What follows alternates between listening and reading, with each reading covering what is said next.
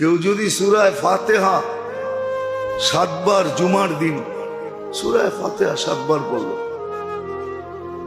কুল হুয়াল্লাহ 7 বার, ফালাক 7 বার, নাস 7 বার, তো তার পিছনের গুনাহ মাফ।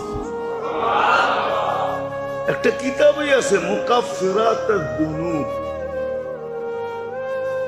মুকাফফিরাতুদ দুনুব, পিছনের গুনাহ কি কামলে মাফ হয়। একটা কিতাবই আছে যে কোন কোন কাজে পিছনের গুনাহ মাফ হয়ে যায়।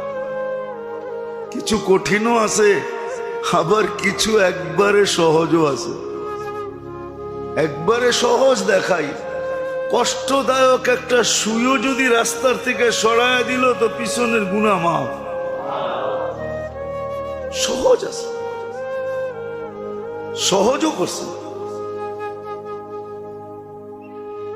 কেমন সহজ?